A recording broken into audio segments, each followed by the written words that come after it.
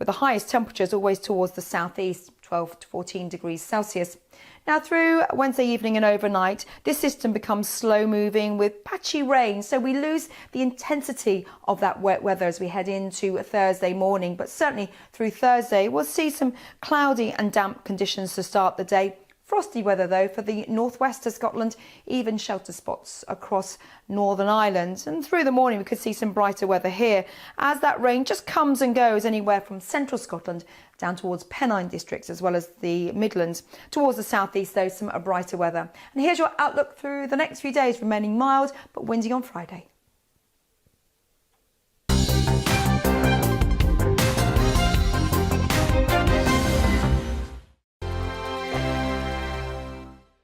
GB News is the UK's home of discussion and debate from all perspectives. To stay up to date on the latest stories, make sure that you subscribe to the GB News channel right here on YouTube. You can watch us live 24/7 across the whole world. You can also check out exclusive content and catch up on previous episodes of your favourite shows. Every day, we ask the questions that you'd ask, so why not add your voice to the conversation in the comments section? Don't forget to subscribe. We are GB News, Britain's news channel.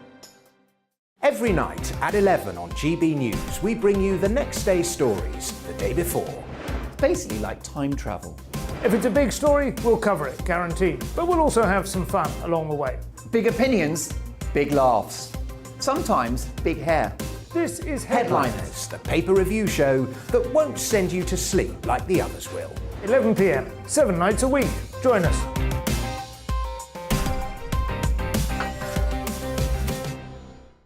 Hello there, I'm Eamon Holmes. And I'm Isabel Webster. And we hope you can join us for Breakfast with Eamon. And Isabel. You make me laugh out loud, belly laugh. Is that important first thing in the morning? Yeah, absolutely. And there's me trying to be deadly serious. News is a serious business. Yeah, I have to rein you in sometimes. Well, it doesn't stop us laughing at it. It doesn't stop us having an opinion on what's going on. Yeah. And it certainly will not stop us reflecting what you think. Weekdays from 6 to 9:30 on GB News. I'm Dan Wootton. Join me Monday to Thursday from 9 to 11 for the feistiest and most fun news debate on TV, where free speech reigns. I'll bring you a sharp take on the day's biggest stories, bombshell newsmaker interviews, and A-list guests. And I guarantee you, no spin, no bias, no censorship, and no reason to go to bed. That's Dan Wootton tonight, Monday to Thursdays from 9 on GB News.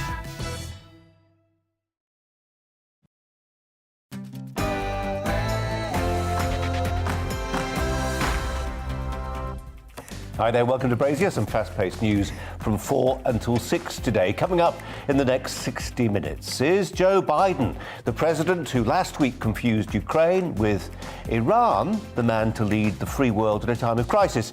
He'll be speaking live in the next few minutes, so you can make up your own mind. Also, the man who drove a car bearing the slogan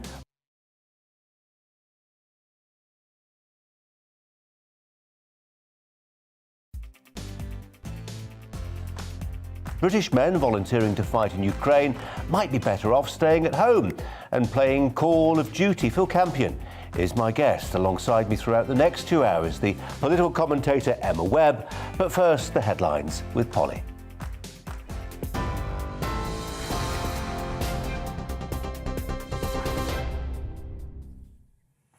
Good afternoon, thank you.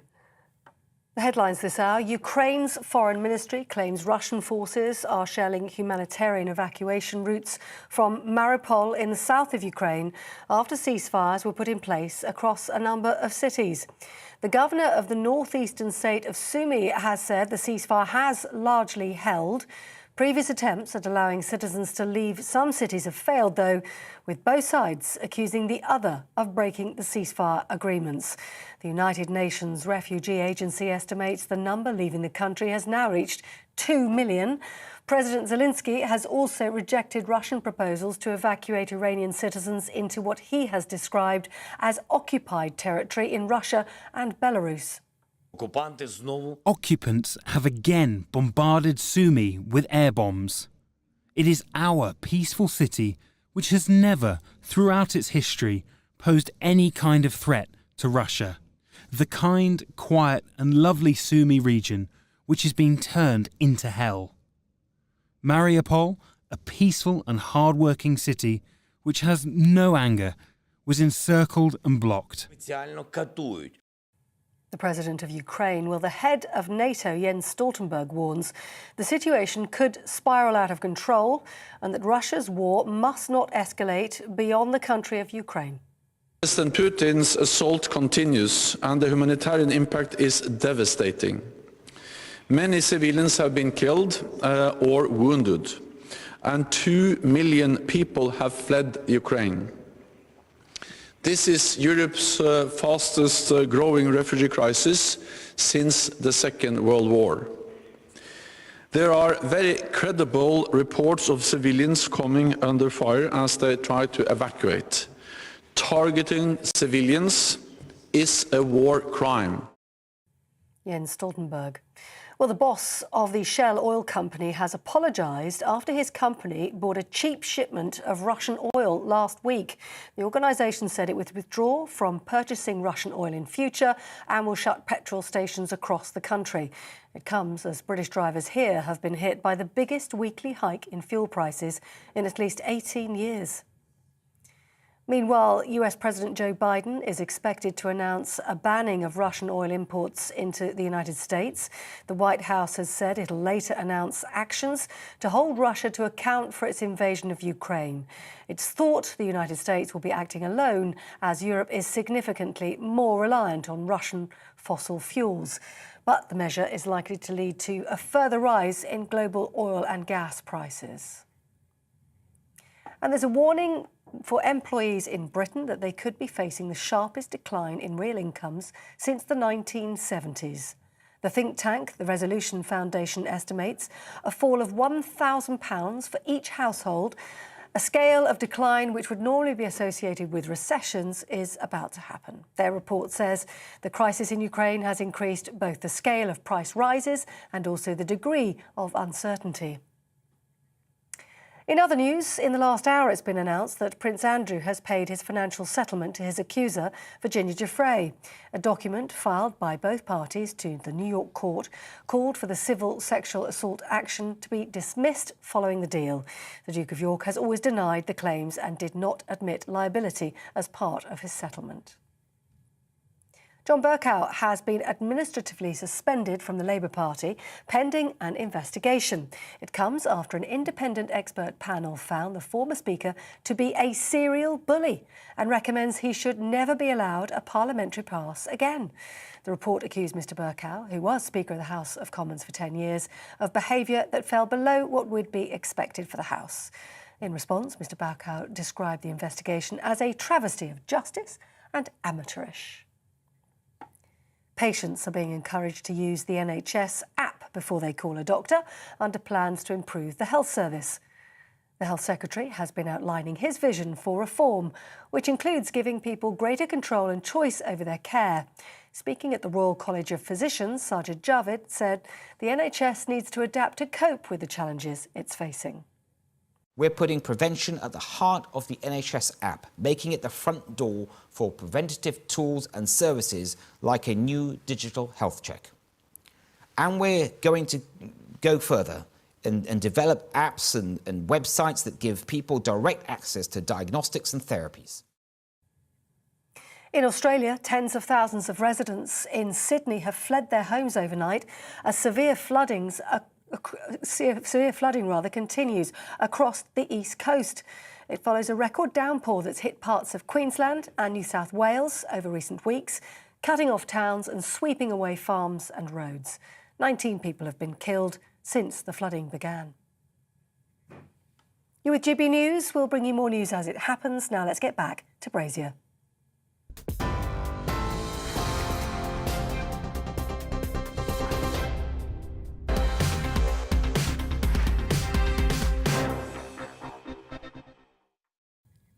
Going to be spending a lot of time over the next 2 hours talking about Ukraine. We've got President Zelenskyy's address to the House of Commons.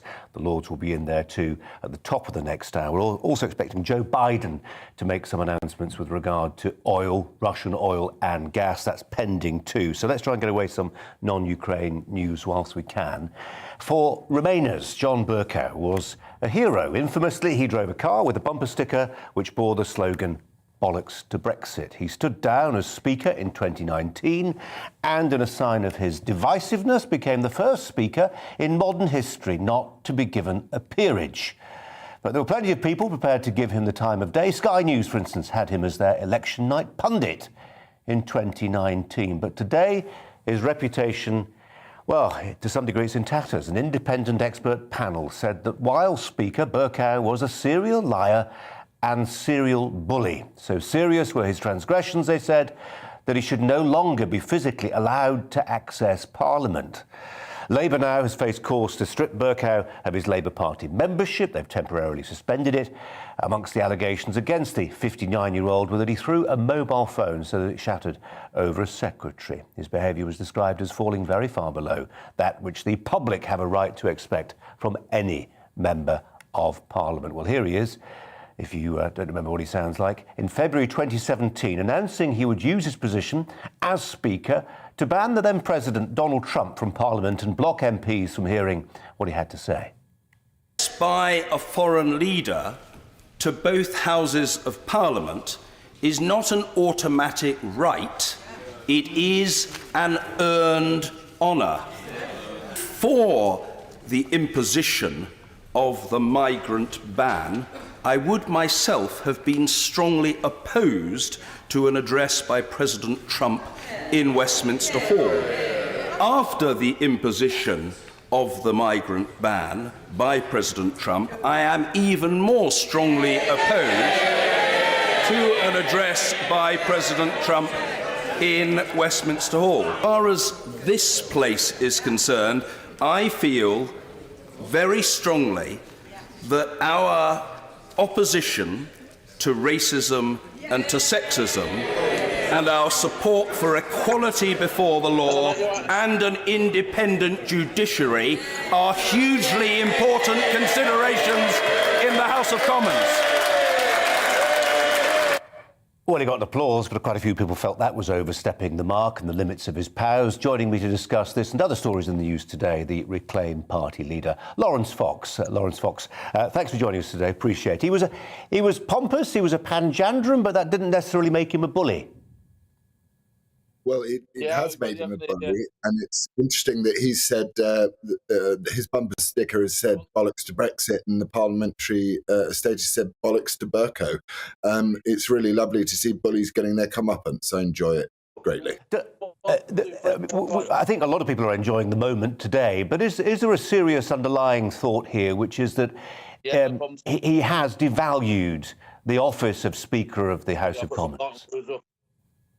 Absolutely. It's meant to be a neutral position, and he highly politicised it.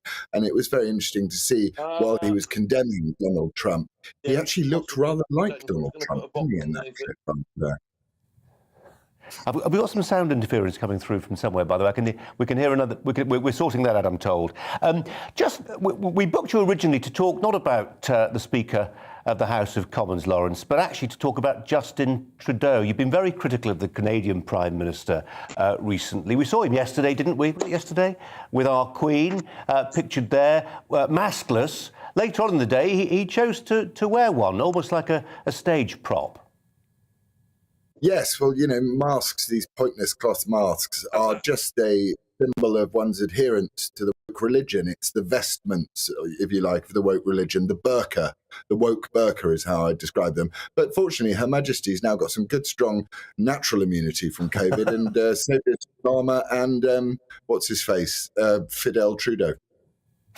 Yeah, the same. It's funny. I'm off to the theatre tonight. I won't necessarily let on what I'm going to see or where I'm going to go, but I've been asked to fill in a COVID form. I've had to take a test and post it to sit in the audience.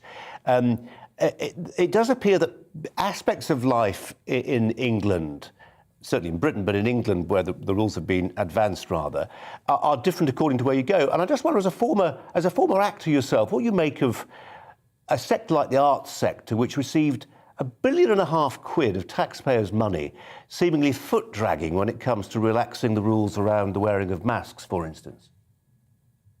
I'm surprised that there is a performance tonight and they aren't out in the streets throwing paper aeroplanes demanding a no-fly zone over the Ukraine, promoting World War III. You know, this is what artists do nowadays. They're unbelievable virtue signalling, performative wastes of space in the main. Let me pick up the cudgels on their behalf. You're introducing a separate topic, which I was going to come to, the Ukraine. They will say, as you know, they're just as entitled to an opinion about what's happening in the world as anybody else. They will use their vantage position and their extra decibel count to make their voices heard if they feel strongly about a topic, whatever that topic is. And I would say that my nuclear bomb protects me and your nuclear bomb protects you, in the same way as they would say my mask protects. It's all performative uselessness. This is, artists shouldn't be commentating on a madman with a huge nuclear arsenal. That's a silly idea. Yeah. Just one final thought on Ukraine. We're going to get a slew of announcements on oil and gas today. Any minute now we'll hear from Joe Biden. We'll get President Zelenskyy addressing the House of Commons in about 45 minutes or so. We'll take that live, hopefully with a translation in Ukrainian that works for him. More broadly, around about this time yesterday, I was discussing the details, such as they were, of a peace plan volunteered by the Russians. Now, it seems to me, it seems to lots of people, that it's not really worth the paper it's written on, a peace plan by the Russians. They've not behaved, to put it mildly, with anything remotely like good faith. They're led by a vile leader. It's a vile regime. But I thought it was worth discussing yesterday, because actually, if what you're interested in is in the humanitarian aim of minimising the number of dead bodies at the end of this, then at some point you're going to need to change the current situation from war to one of peace. I was absolutely excoriated online for even raising the idea of raising the white flag. And I, for the first time, realised that there's a huge amount of anger, impotence out there, and people feel they need to articulate their anger in an incredibly animated way.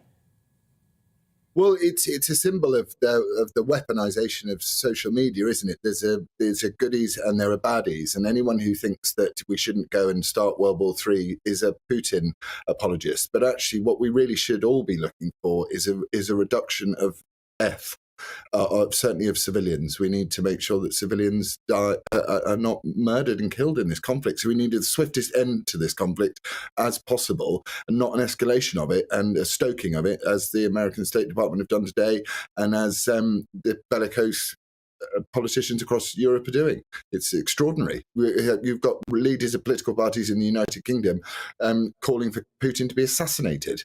Can you imagine what would happen if that was your country? And we should separate the leader from the people as well. You know, the Russian people are a very different thing from Vladimir Putin, but they're also very proud people. And, you know, people need to regain a sense of nuance in this discussion rather than goodies and baddies back to the boring old COVID days. Because we know what happened when the goodies won that one. And let me restate also the view that actually we're all entitled to an opinion, actually, but when it comes to ending this conflict, that's a decision, for instance, if it comes to accepting a peace deal, that's a decision for the Ukrainian people and the Ukrainian people alone. Lawrence Fox, we'll leave it there, but as ever, appreciate your thoughts today. Thanks very much indeed. Let's show you the scene from Washington, an empty lectern at this stage, but we don't presume for very long. The President will be addressing the cameras there. Who's just popped up in the middle of that screen? That's Emma Webb, who's my friend today for the next hour or so. Let's hope she's still my friend come the end of those 2 hours. Emma, let's just ponder on, as you look at those pictures from Washington, what Lawrence Fox was saying just a few moments ago. I'll take issue slightly with something he had to say. I mean, it is certainly for the Ukrainians to make decisions about how and when they go about securing a peace, which, God willing, in time will come, and the death toll will stop going up as it has been horrifically recently. He wants more nuance in this conversation. We all want to appreciate the world as a complicated place right now. What have you made of the turn of events over the last few days? He says we're becoming more Russophobic. We're succumbing to a kind of reflexive anti-Russian sentiment. I do agree that I don't think we should be attacking the Russian people. And I also agree that I think that it's important, not just in this discussion, but in many discussions about our politics, to be as nuanced as possible. However, I do think that in many ways, nuance, or at least the decision to withhold judgment, is something that actually favours Vladimir Putin. That's something that really plays into the hands of his propaganda. I don't think that it's really possible to be to morally equivocate on this. I think that Putin's attack on Ukraine is an attack on Europe. It's an attack on the European people. It's not just an attack on Ukraine, but on all of us. And in that respect, whilst, you may be able to say that Putin's decision to invade Ukraine is in line with Putin's own strategic goals and that he's just doing what he believes is in the best interests of Russia, from a European perspective, and I think also from a moral and legal perspective, this isn't something that it's easy to stay morally neutral on. I think moral neutrality is one thing, actual neutrality is another. We had a very senior former British general saying in the last 24 hours that we ought to be considering being involved in some kind of no-fly zone, even though we've had warnings from Ben Wallace and others that might precipitate a wider conflict. Yeah, I think the decision to have a no-fly zone is a strategic question, because as you allude to there, it could be something that draws us into a hot war, and that wouldn't be in the interests of the people of Ukraine either. But I do think that it's important to support those European leaders, the United States, and all of our allies in taking absolutely any action possible to strangle the economy of Russia and to do everything we can to put Ukraine in the best possible strategic position to prevent further invasion either into any NATO countries and to try and get back those territories for the Ukrainian people. OK, we'll talk about this some more in a while, Emma, but for now, thanks very much indeed. We move on slightly by telling you about this, that hundreds of former British servicemen are reportedly trying to sign up for military service as part of a foreign legion of soldiers willing to travel to Ukraine to resist the Russian invasion. We'll go back to Washington, by the way, just as soon as we see Joe Biden. But among their number are many with no army background, and one prominent former soldier has offered them a word of advice: stay home and play Call of Duty. Ex-SAS trooper Phil Campion says enthusiastic amateurs with no training would actually be a liability, a danger to themselves and others in a war zone. He joins me now to reflect on those thoughts.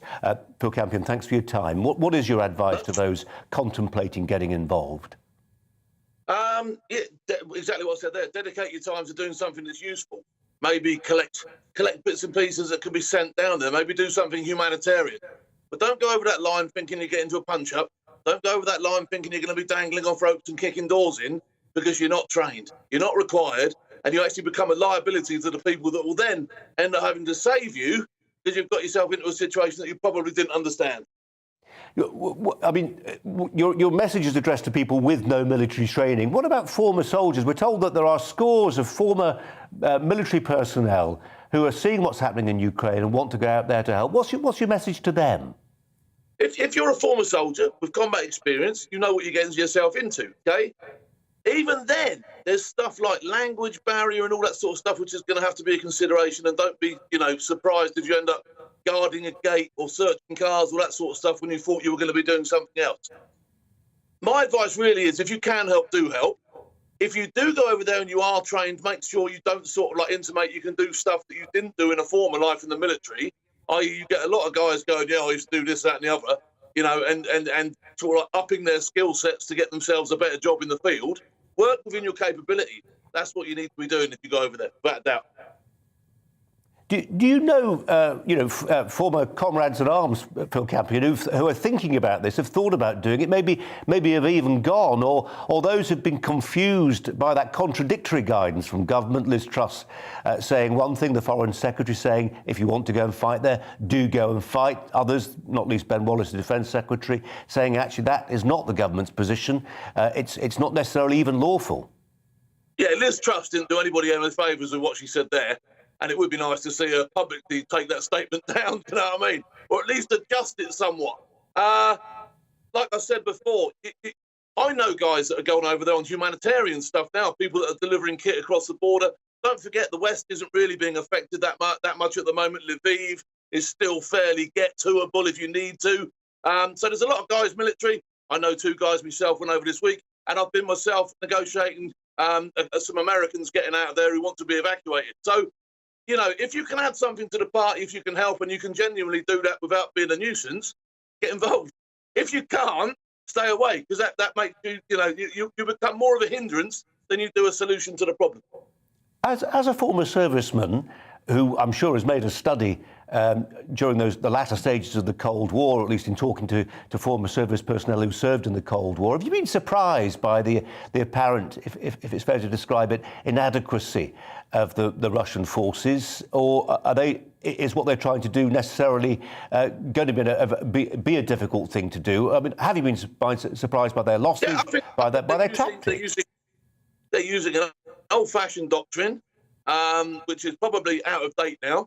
It was all revolving around shock and awe, and to be quite frank, it's more shock and bore, isn't it? You know what I mean? They're getting nowhere fast, aren't they? In fact, in many respects, they're getting the seats of their pants handed back to them. It's taking a lot longer than what they thought, and their progression isn't how they thought it was going to be because of the braveness and the courage of the Ukrainian people.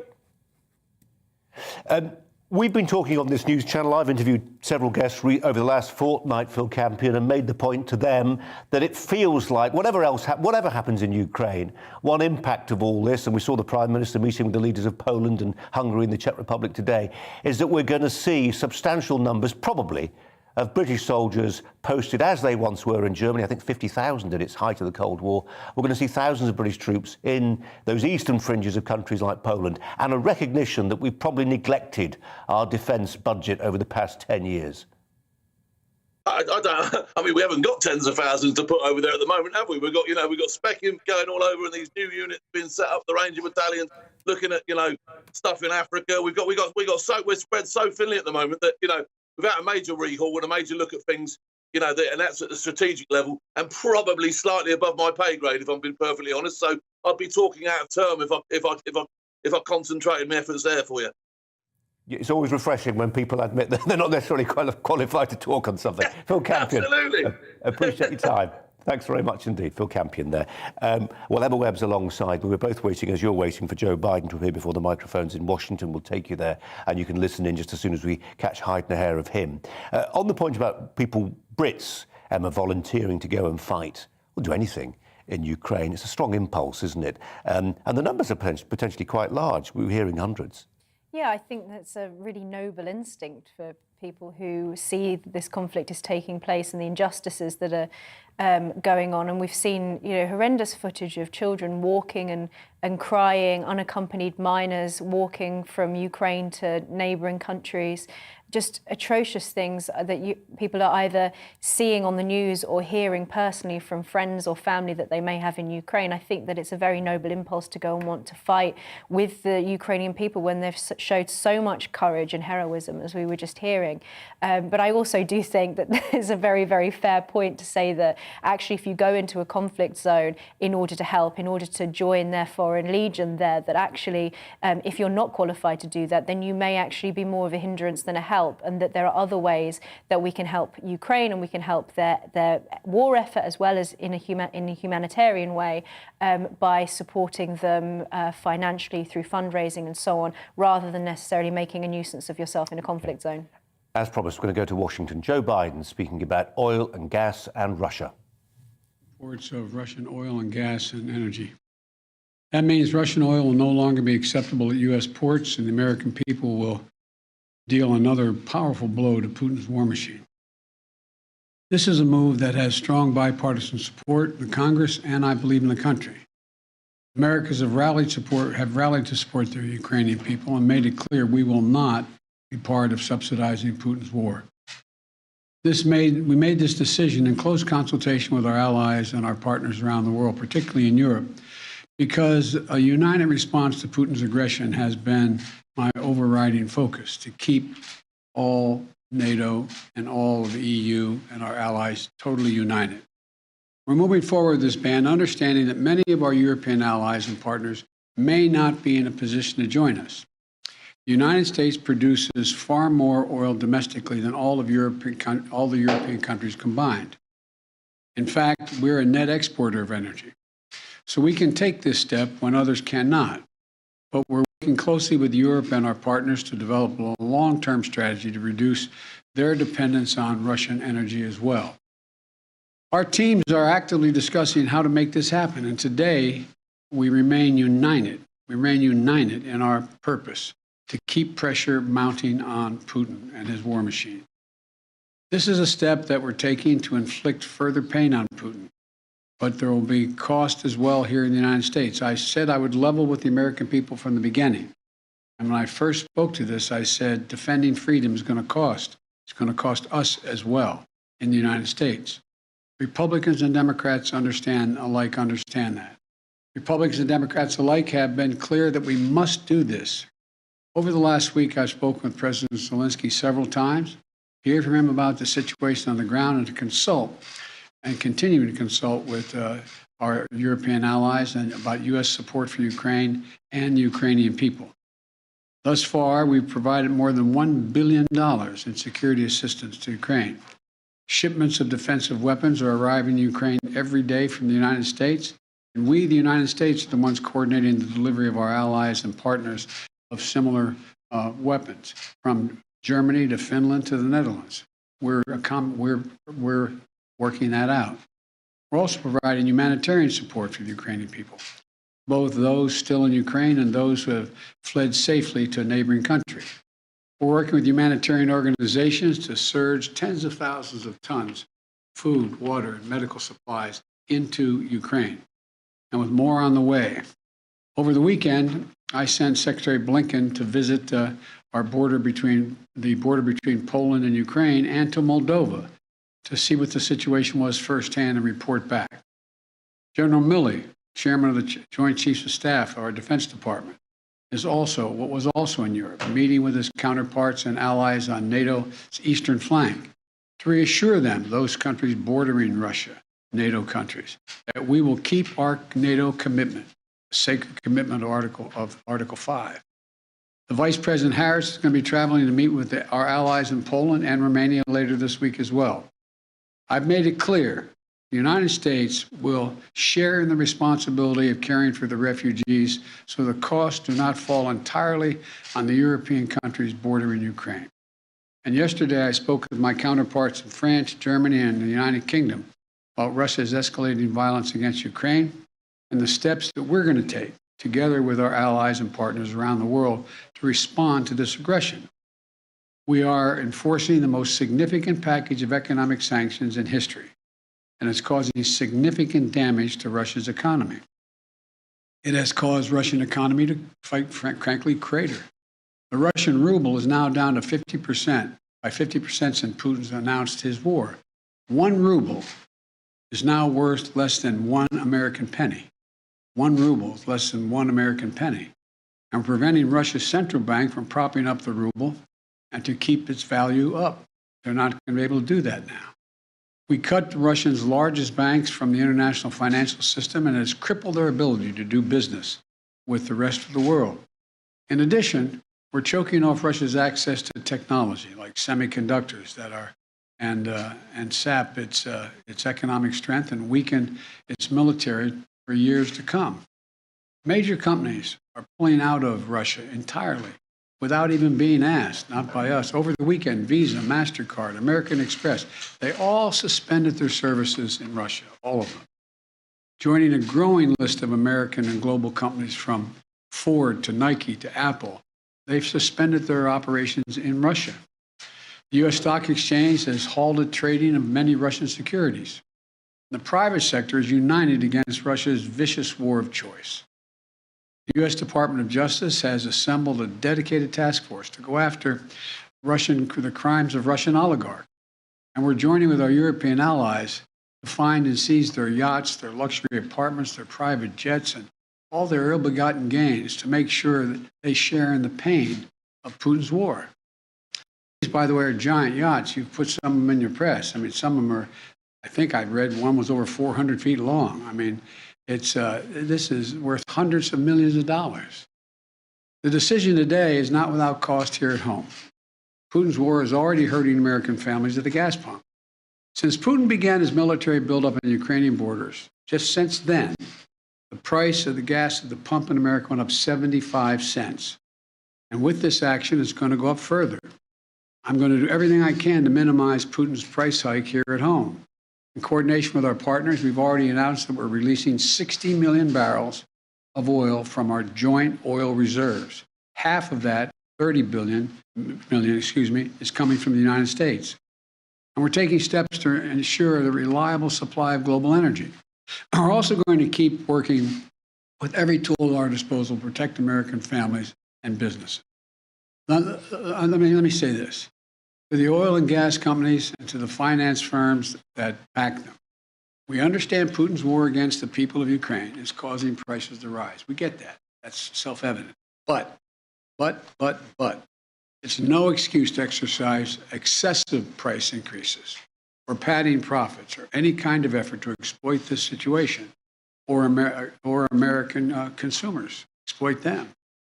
Russia's aggression is costing us all, and it's no time for profiteering or price gouging.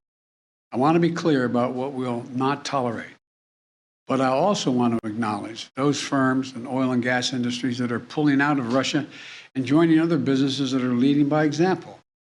This is a time when we have to do our part. Make sure we're not taking advantage. Look, let me be clear about two other points. First, it's simply not true that my administration or policies are holding back domestic energy production. That's simply not true. Even amid the pandemic, companies in the United States pumped more oil during my first year in office than they did during my predecessor's first year. We're approaching a record levels of oil and gas production in the United States, and we're on track to set a record of oil production next year. In the United States, 90% of onshore oil production takes place on land that isn't owned by the federal government. And of the remaining 10% that occurs on federal land, the oil and gas industry has millions of acres leased. They have 9,000 permits to drill now. They could be drilling right now, yesterday, last week, last year. They have 9,000 to drill onshore that are already approved. So let me be clear. They are not using them for production now. That's their decision. These are the facts. We should be honest about the facts. Second, this crisis is a stark reminder. To protect our economy over the long term, we need to become energy independent. I've had numerous conversations over the last 3 months with our European friends of how they have to wean themselves off of Russian oil. It's just not tenable. It should motivate us to accelerate the transition to clean energy. This is a perspective that our European allies share, and the future where together we can achieve greater independence. Loosening environmental regulations or pulling back clean energy investment will not lower energy prices for families. But transforming our economy to run on electric vehicles powered by clean energy, with tax credits to help American families winterize their homes and use less energy, that will help. And if we do what we can, it will mean that no one has to worry about the price of the gas pump in the future. That'll mean tyrants like Putin won't be able to use fossil fuels as weapons against other nations. And it will make America a world leader, manufacturing and exporting clean energy technologies of the future to countries all around the world. This is the goal we should be racing toward. Over the last 2 weeks, the Ukrainian people have inspired the world, and I mean that in a literal sense. They've inspired the world with their bravery, their patriotism, their defiant determination to live free. Putin's war has caused enormous suffering and needless loss of life. Women, children, everyone in Ukraine. Both Ukraine and, I might add, Russians. Ukrainian leaders, as well as leaders around the world, have repeatedly called for a ceasefire, for humanitarian relief, for real diplomacy. But Putin seems determined to continue on his murderous path, no matter the cost. Putin's now targeting cities and has been targeting cities and civilians, schools, hospitals, apartment buildings. Last week, he attacked the largest nuclear power plant in Europe with an apparent disregard for the potential of triggering a nuclear meltdown. He has already turned 2 million Ukrainians into refugees. Russia may continue to grind out its advance at a horrible price, but this much is already clear. Ukraine will never be a victory for Putin. Putin may be able to take a city, but he'll never be able to hold the country. And if we do not respond to Putin's assault on global peace and stability today, the cost of freedom and to the American people will be even greater tomorrow. We're going to continue to support the brave Ukrainian people as they fight for their country. And I call on Congress pass the $12 billion Ukraine assistance package that I have asked them for of late. Ukrainian people are demonstrating by their physical courage that they are not about to just let Putin take what he wants. That's clear. They'll defend their freedom, their democracy, their lives. We're going to keep providing security assistance, economic assistance, and humanitarian assistance. We're going to support them against tyranny, oppression, violent acts of subjugation. People everywhere, and I think it's maybe even surprised some of you all, people everywhere are speaking up for freedom. When the history of this war is written, Putin's war on Ukraine will have left Russia weaker and the rest of the world stronger. And God bless all those heroes in Ukraine. And now I'm off to Texas. Thank you very, very much. I know there's a lot of questions. I know there's a lot of questions, but there's a lot more that has to be made clear, and I'm going to hold on that until we get more information. Thank you. Appreciate it. Well, Joe Biden, pretty explicit about what he's attempting to do. He says that this is defense, economic and humanitarian assistance. He's talking about $12 billion of extra US cash to make that happen. Russia will never hold on to Ukraine, was his simple message. He said Europeans have to wean themselves off Russian fuel. We mentioned yesterday, about, 3 or 4 years ago, a previous American president said that at the UN General Assembly. And he was derided and mocked, not least by the German delegation, who found the idea of Donald Trump telling them, Germany, to wean themselves off Russian gas and oil. They thought it was funny. It's turned out to be deadly serious. Emma Webb was listening to that, as you were, and she's here in the studio with me now. What do you make of Joe Biden's contribution to this debate? I think certainly, as you just said there, these announcements around America weaning itself off of Russian gas, same in Europe, that would be a very welcome thing indeed. But, Biden sounds like a tiny squeaking voice from another time. It doesn't seem to really be in touch with the geopolitical reality of the situation. It was a very... What more could he do? Well, I think a lot more could have been done up until this point. And part of the problem, I think, is that the West, America included, through a number of means, not least its own sort of introspective navel gazing, its sort of narcissistic obsession with its own past and tearing itself apart, has projected a weakness to the West's enemies, be that China or Russia. And I don't think that President Biden has been particularly helpful in combating against that. And so, it doesn't sound as if, he's, and I approve of this hugely. I think it's fantastic that he's reasserting the American values of freedom and so on, and taking moves which admittedly might be a little too late in terms of weaning America off of Russian gas by 2030. All of those things are welcome, but I fear that it may just be too late and that his optimism is misplaced, given that, for example, China and Russia have now become such close allies, particularly economically, that I think that is something that isn't really reflected in what he's saying. Well, in terms of what he's saying, and I'll just recap the detail of the thing, because that's the important thing. 10% of America's oil comes from Russia. He's talking about that no longer being the case. Russia, by the way, is the world's third largest oil producer. This is going to hit them. It's going to hit them hard in the pocket, just as Joe Biden was making clear there. Just in terms of the oratory of the thing, in about 20 minutes' time, we're going to be hearing from President Zelenskyy addressing MPs in the House of Commons by video screen, a translation from Ukrainian. He's a former actor. I was going to ask Lawrence Fox, a former actor, how easy it is to make that evolution from acting into politics. And I was just I had echoes there listening to Joe Biden of the most famous actor-turned politician of them all, who Ronald Reagan, who with Margaret Thatcher and to a degree Pope John Paul II, helped end the tyranny of the Soviet Union. And for Reagan, it was through the power of words, like Churchill before him, Churchill who famously mobilised the English language. I didn't hear the mobilisation of the English language there from Joe Biden. It wasn't stirring at all. And this is exactly what I mean when I say it's almost like a squeak from the past, that yes, he's looking back to American values, but he's not putting them forth in the sort of way that Reagan did. This isn't something that is willing to take on the problems of the world now. He doesn't seem to be the sort of leader to do that. And what we'll see from Zelenskyy, no doubt, as we've seen in his speeches before, will be something extremely stirring. And what we get from Joe Biden is everything except stirring. OK. Emma, for now, thanks very much indeed. In fact, you're going to be joining us in a different way very shortly, because the EU's Foreign Affairs Chief has said that war in Ukraine may see 5 million refugees flee their country. Britain is offering safe haven through a visa scheme for those Ukrainians who have family members, and a separate programme for those who can find a person or organisation, it could be a company, a council, willing to sponsor them.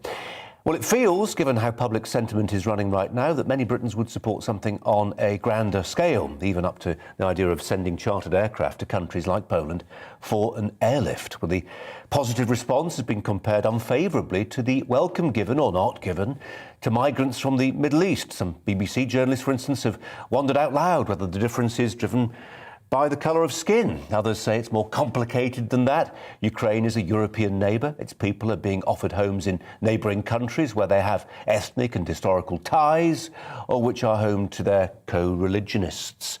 They are likely to want to return home to Ukraine one day, probably one day soon as possible, and they are fleeing actual warfare, not economic deprivation. Well, joining me now is consultant and immigration lawyer Skylar McKeith and my political commentator friend here, Emma Webb, to turn this one over in our minds as best we can. Skylar, if I can start with you.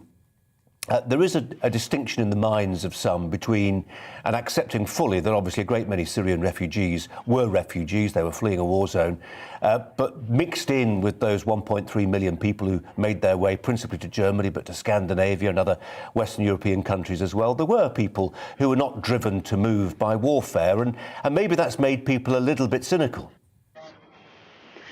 Well, we need to treat everybody the same, and under the Refugee Convention, there is framework in place to protect refugees on being able to reach safety and receive assistance without discrimination. So we really cannot be discriminating against anyone from Syria or Ukraine. There should be no discrimination whatsoever. And what we need to really see here is the UK government lifting visa requirements for Ukraine residents to allow for easier travel to the UK. And that would be the single most effective step that the government could take. OK. Skylar, Emma is taking us on to what we do about Ukrainian refugees, but just on the point she makes that we need to be treating, in quotes, everyone the same, whether they're from the Middle East or sub-Saharan Africa or from Ukraine. What's your view? Presumably that's if you're comparing like for like, and it's something that you just alluded to there, is that the people of Ukraine are fleeing an immediate war zone.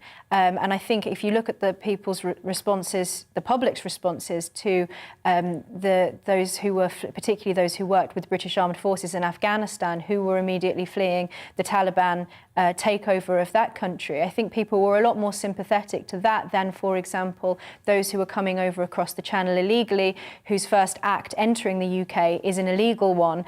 People from countries like Iran and Vietnam, they are not fleeing a war zone in the same way that the Ukrainian people are.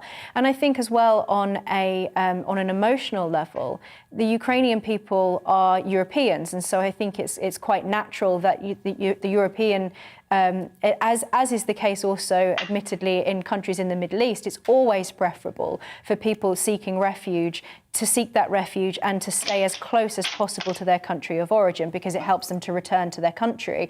And in the case of the Ukrainians as well, the men of fighting age are staying in the country to fight. They're being conscripted into the Ukrainian army. These people fleeing are specifically women and children, as compared with usually young men who are attempting to cross the Channel. So I think actually if we're talking about treating people equally, we need to be clear that we're not exactly talking about like for like here. And Skylar, I suppose it's important to make the case that a lot of the Ukrainians who are crossing the border, whether that's to Poland, Hungary, Slovakia, they perhaps want to be close to home because they can get back to the Ukraine as and when the fighting stops and the situation subsides, but also because there are networks of Ukrainians there that can provide them with a home perhaps, and possibly the connections needed to get a job. Well, definitely. I mean, a lot of them are going to have family nearby in the neighbouring countries, but at the same time, we do need to be opening our doors to them. The EU is proposing to trigger legislation that grants temporary protection for refugees for up to 3 years, and the UK is not doing the same. They have not proposed any substantial measures to cope with the scale of this challenge, and at the same time, the neighbours to Ukraine cannot be expected to shoulder this responsibility themselves. Emma, in the minds of many people, the Ukrainians, if I can put it this way, I'm going to try and choose my words sensitively, it's difficult. The Ukrainians represent sympathetic refugees, that they are naturally sympathetic. They've seen the war on television. They feel a sense of kinship with these people in a way that isn't true necessarily of people who've come, say, from the Middle East or other parts of the world. Yeah, this conflict is quite literally closer to home. And as I said earlier, you know, Putin's attack on Ukraine is an attack on Europe. And they do have a lot more in common with the countries that they're fleeing to, and not just in the immediate vicinity, such as Poland, but other places in Western Europe. Ukrainians have a lot more historically in common with the people in those areas. And you mentioned there as well, religion is another aspect of that. And so it makes a difference in terms of the social aspect of refugees going to those places. I think that's something that is just common sense to point out.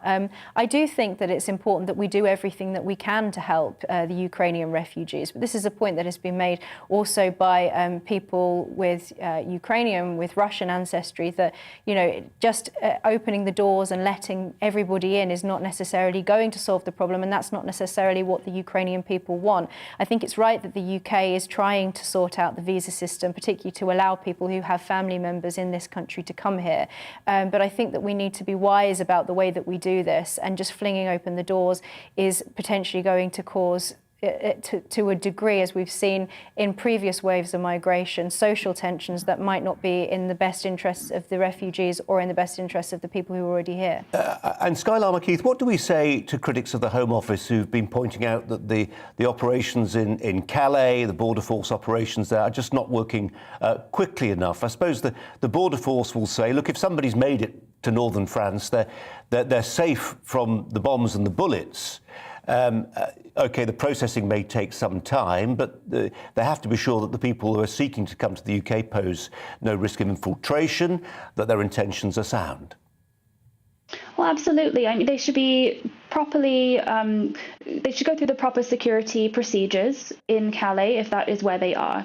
But at the same time, there are enormous barriers to applying for visas outside the UK.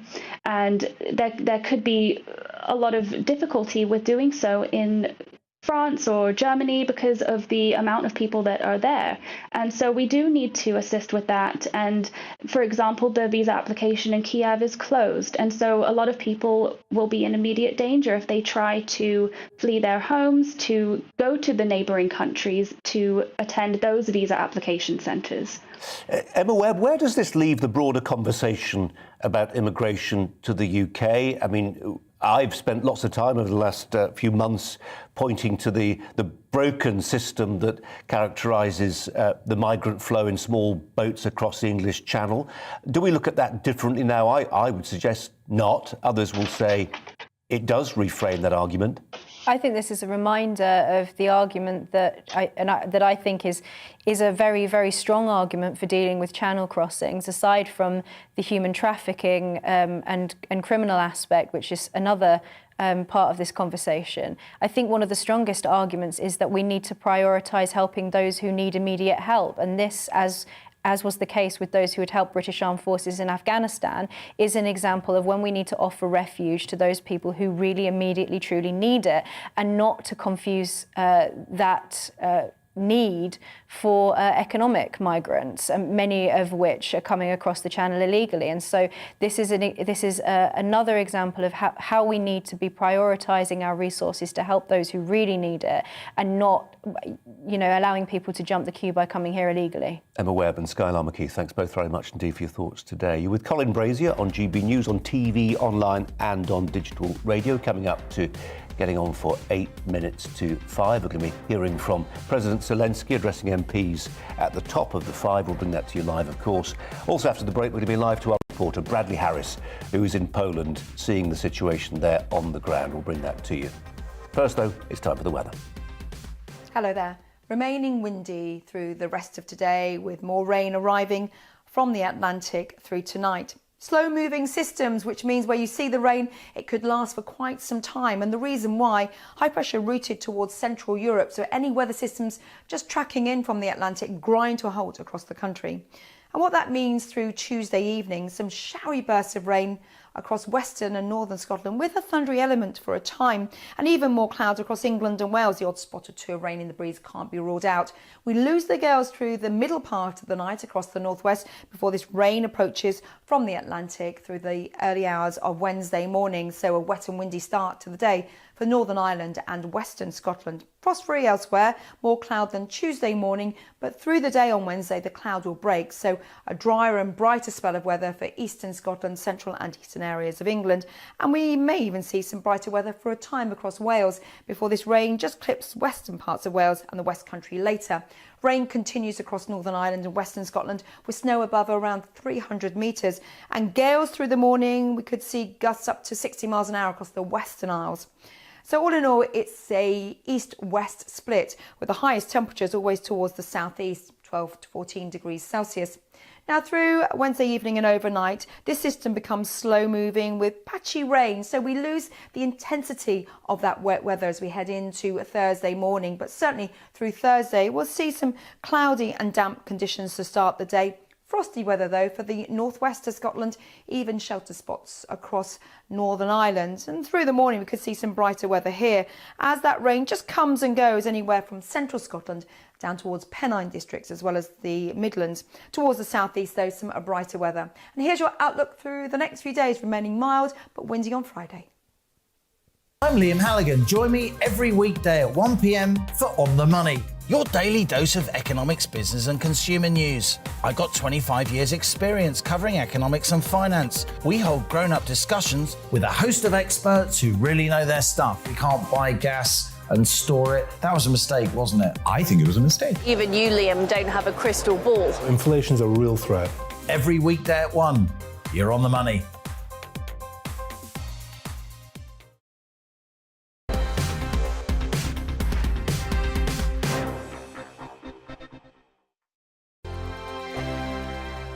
GB News is the UK's home of discussion and debate from all perspectives. To stay up to date on the latest stories, make sure that you subscribe to the GB News channel right here on YouTube. You can watch us live 24/7 across the whole world. You can also check out exclusive content and catch up on previous episodes of your favourite shows. Every day, we ask the questions that you'd ask, so why not add your voice to the conversation in the comments section? Don't forget to subscribe. We are GB News, Britain's news channel. Every night at 11 on GB News, we bring you the next day's stories the day before. Basically like time travel. If it's a big story, we'll cover it, guaranteed. But we'll also have some fun along the way. Big opinions, big laughs. Sometimes big hair. This is Headliners, the paper review show that won't send you to sleep like the others will. 11 p.m, 7 nights a week. Join us.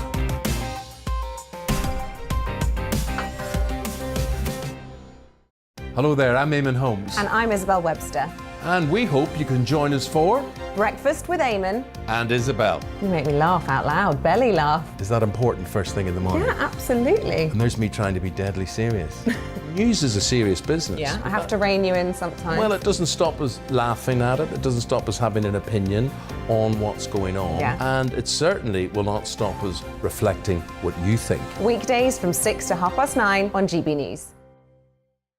I'm Dan Wootton. Join me Monday to Thursday from 9 to 11 for the feistiest and most fun news debate on TV, where free speech reigns. I'll bring you a sharp take on the day's biggest stories, bombshell newsmaker interviews, and A-list guests.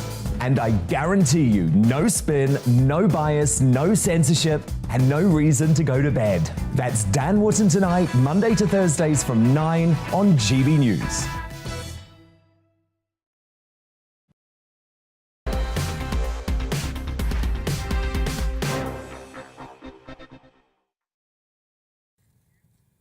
We are going to take you over to Westminster in about 4 minutes, thereabouts, so we think. I think we can show you the live pictures from the House of Commons, can we?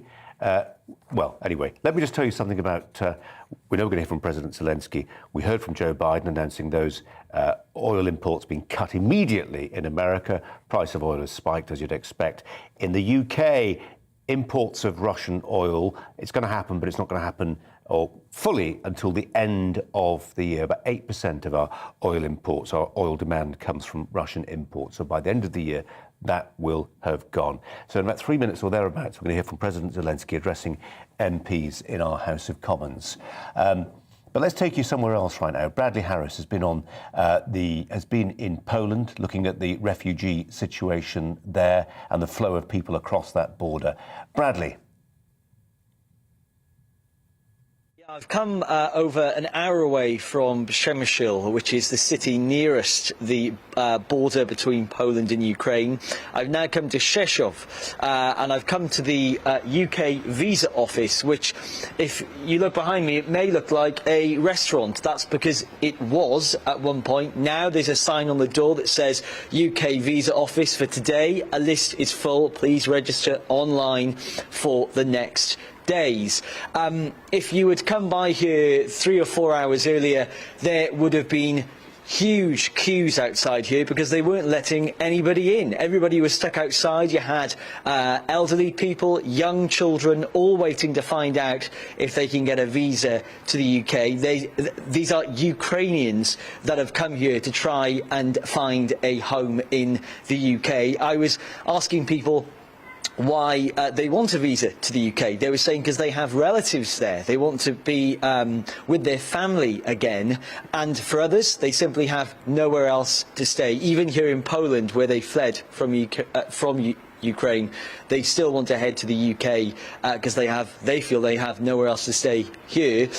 We know that the Home Office have said that they have granted over 300 visas to Ukrainians in the UK so far, and over 17,000 applications have already been started. There are two main routes for refugees who are fleeing war. That is, if they have a relative in the UK, then they could potentially get a visa, or a British sponsor for their application. We've been hearing from Ben Wallace. There's been reports there that he said that the government could and would do more to support refugees, and his department would help the Home Office accelerate the system. I would say it does need accelerating because earlier on, as I say, big queues outside. At the moment, it's still pretty full inside. Big crowds standing around one man in the distance there. Lots of people trying to find out whether they will get a visa accepted to get into the UK. There was one man I was speaking to earlier. He was here in support of his mother. He said it's crazy in there. They've been in there for hours trying to get a visa. So that's the situation here. We'll see if more people can get their visas accepted in the coming days. Bradley, thanks very much indeed. Bradley Harris there telling us a story from the Polish border and the processing of those people who wish, having fled Ukraine, to come to the UK. We are on the point of the stroke of 5, and we're expecting to hear from Volodymyr Zelenskyy, the president of Ukraine, imminently. It's just gone 5 o'clock. Let's show you those scenes if we can. There we go. Order, order. We are now meeting informally. As I informed the House earlier, given the exceptional and grave situation, I have agreed to a request from President Zelenskyy of the Ukraine to address members of this House about the situation in his country. That is why I have suspended the formal business of the House in order to hear the President's address. We have also been joined by the Ukraine Ambassador. President Zelenskyy, we have watched the situation unfold in your country with increasing concern, but also with increasing admiration for the courage, the fortitude displayed by you and your fellow Ukrainians. Mr. President, you are welcome to address members of the House of Commons and the Lords. You now have the floor. President.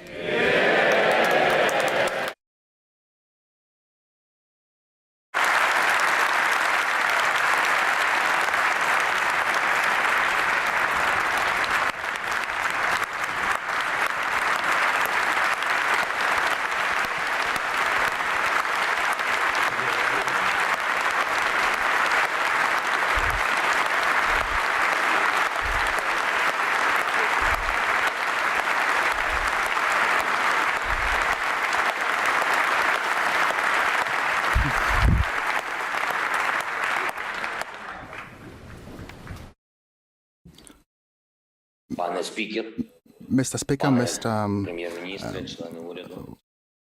all the members of Parliament, ladies and gentlemen, I'm addressing all the people of the United Kingdom and all the people from the country with a big history. I'm addressing you as a citizen, as a president of also a big country with a dream and big effort. I would like to tell you about the 13 days of war, the war that we didn't start and we didn't want it. However, we have to conduct this war. We do not want to lose what we have, what is ours, our country, Ukraine, just the same way as you once didn't want to lose your country when Nazis started to fight your country. And you had to fight for Britain. 13 days of the struggle. On day 1 at 4 o'clock in the morning, we were attacked by cruise missiles. Everybody woke up, people, children, the entire Ukraine, and since that we have not been sleeping. We have all been fighting for our country with our army. On day 2, we have been fighting airstrikes, and our heroic military servicemen on the island Zmyny have been trying to fight when Russian forces demanded that we lay down the arms. However, we did continue fighting, and we did feel our force, the force of our people that will oppose the occupants until the end. The next day, the artillery started fighting us. Our army showed us who we are, and we have been able to see who are people and who are beasts. On day 4, we started getting people captive. We have not been torturing them. We remained humane even on day 4 of this terrible war. On day 5, the terror against us was going on against children, against cities, and constant shelling have been taking place around the country, including hospitals, and that didn't break us. And that gave us feeling of big truth. On day 6, the Russian rockets fell on Babin Yar, that is the place where the Nazis killed thousands of people during the Second World War. And 80 years after, the Russia hit at them for the second time. And even churches are getting destroyed by shelling. On day 8, we have seen Russian tanks hitting the atomic power station. And everybody got to understand that this is the terror against everyone. On day 9, there was a meeting of NATO countries without the result that we were looking for. Yes, we did feel that. We did feel that unfortunately that the alliances don't work properly always, and the no-fly zone cannot be enforced. And on day 10, the Ukrainians started protesting en masse stopping the armored vehicles with their own hands. And on day 11, the children and cities were being hit, and hospitals as well, with the rockets and constant shelling. And on that day, we realized that Ukrainians became heroes. The entire cities, children, adults. And on day 12, the losses of Russian army exceeded 10,000 people killed. And also including the general, and that gave us hope that there will be some kind of responsibility for those people in front of the court. On day 13, in the city of Mariupol that was attacked by the Russian force, a child was killed.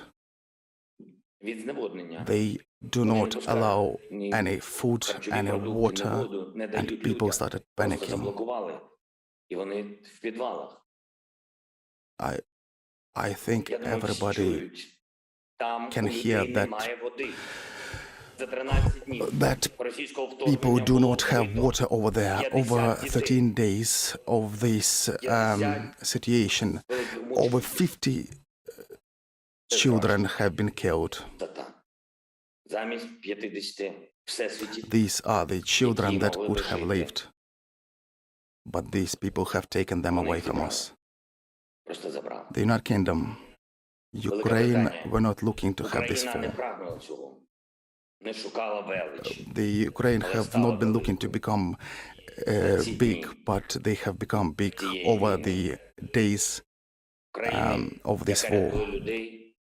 We are the country that are saving people despite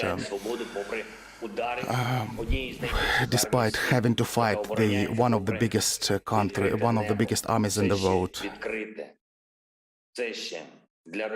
We have to fight the helicopters, rockets. The question for us now is to be or not to be. You all know this Shakespearean question. For 13 days, this question could have been asked. But now I can give you a definitive answer. It's definitely yes to be. And I would like to remind you the words that the United Kingdom have already heard, which are important again. We will not give up and we will not lose. We will fight till the end at sea, in the air. We will continue fighting for our land, whatever the cost. We will fight in the forests, in the fields, on the shores, in the streets. I would like to add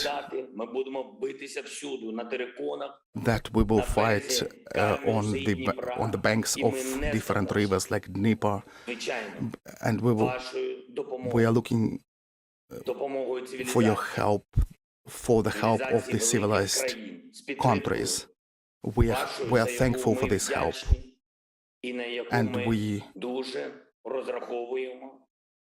and I'm very grateful to you, Boris. Please increase the pressure of sanctions against this country, and please recognize this country as a terrorist state, and please make sure that our Ukrainian skies are safe. Please make sure that you do what needs to be done and what is stipulated by the greatness of your country. Best of all to Ukraine and to the United Kingdom.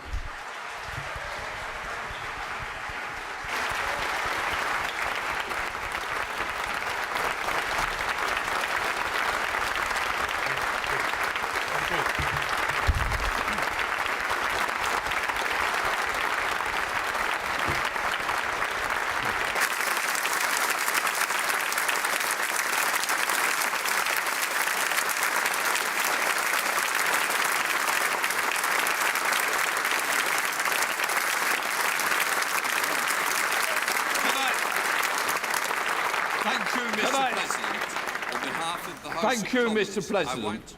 On behalf of the House of Commons, I want to thank you for speaking to us and for giving us very clearly and powerful perspective of the tragic situation facing you and fellow Ukrainians. We have debated the situation in Ukraine numerous times in recent weeks, and I know that we will continue to do so, and that when we do so, your words will be resonating with us. I want to express the solidarity of the House of Commons with you, your compatriots, and we salute the courage of the people of Ukraine. Thank you, and our prayers are with you. Order, Mr. Speaker. Just let me say. We will now resume with the formal sittings of the House. Order, order. I will take the points of order from the leaders of the main parties before we return to the opposition day. I call the Prime Minister. Thank you, Mr. Speaker. A point of order, with your permission, Mr. Speaker. May I say that never before in all our centuries of our parliamentary democracy has the House listened to such an address. In a great European capital, now within range of Russian guns, President Volodymyr Zelenskyy is standing firm for democracy and for freedom. In his righteous defence, I believe he has moved the hearts of everybody in this House. At this moment, ordinary Ukrainians are defending their homes and their families against a brutal assault. And they are, by their actions, inspiring millions by their courage and their devotion. And I think today, one of the proudest boasts in the free world is "Ya Ukrainets." I am a Ukrainian. So this is a moment for us to put our political differences aside, Mr. Speaker, and I know I speak for the whole House when I say that Britain and our allies are determined to press on with supplying our Ukrainian friends with the weapons they need to defend their homeland as they deserve. To press on with tightening the economic vice around Vladimir Putin, and we will stop importing Russian oil, Mr. Speaker, and my right honourable friend, the Business Secretary, will update the House on that tomorrow. And we will employ every method that we can, diplomatic, humanitarian and economic, Mr. Speaker, until Vladimir Putin has failed in this disastrous venture and Ukraine is free once more.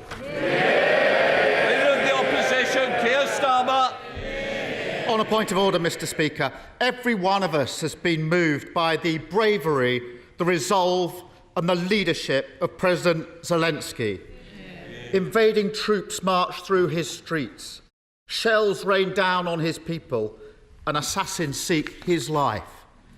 No one would have blamed him for fleeing, but instead he has stayed in Kyiv to lead the Ukrainian people and to fight. He's reminded us that our freedom and our democracy are invaluable. He's prompted the world into action where too often we've let Putin have his way. He's inspired the Ukrainian people to resist and frustrated the Russian war machine. He has shown his strength, and we must show him and the Ukrainian people our commitment and our support. Labour stands for the unity at home and abroad that will isolate the Putin regime.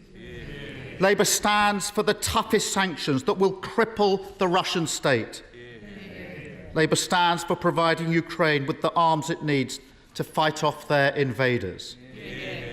Labour stands with President Zelenskyy, with Ukraine, with democracy.